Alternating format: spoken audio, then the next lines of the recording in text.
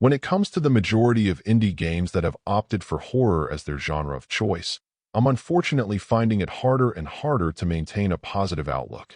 Sure, there are those who do something different and exciting, whether with their visuals, storytelling, or structure, but they're few and far between. Sadly, most of the rest are satisfied to rest on their laurels and crank out yet another pretty bland and predictable experience built on a walking simulator, and relying on cheap jump scares to carry the day.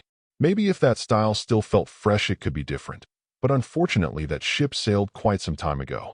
As you may have guessed, Zooparasite is one of those titles guilty of all the above. Its visuals are muddy, its environments are almost empty, your movement is slow and sloppy, and about all it has to try to keep your attention are periodic attacks from freakish mutated bugs of a few varieties, the most notable being a spider. To the credit of whoever designed the model for that particular critter, it's pretty messed up looking, but since the majority of the time you'll only get a fleeting glance in low light before you begin trying to run away from it, ideally you wouldn't get much of an opportunity to take it all in.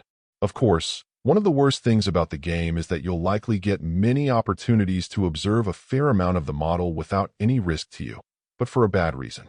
Did I mention that the game has some tremendous issues with clipping? Granted, there are things in the environment that until you solve some puzzle for, you won't be able to get by. But just random things like pipes or other objects in the environment, you can generally just walk right through them.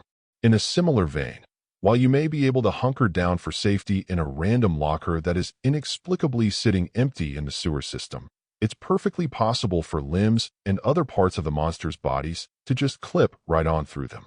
Thankfully, they won't harm you, but things like this do nothing to raise the impression that great care was put into this release. Maybe if you just like the thought of scares from huge bugs chasing you, this could have something to offer. But even in a category full of pretty sketchy games, this feels like a pretty low bar. Overall, my final score for the game ended up being a 4.3. And if you're interested in picking it up, it's currently available on the Switch eShop for $11.99. Thank you for taking the time to listen to this review. And if you'd like more information or ideas of indie games worth checking out on the Switch or the Switch 2, be sure to click on the link provided in the description. Until next time,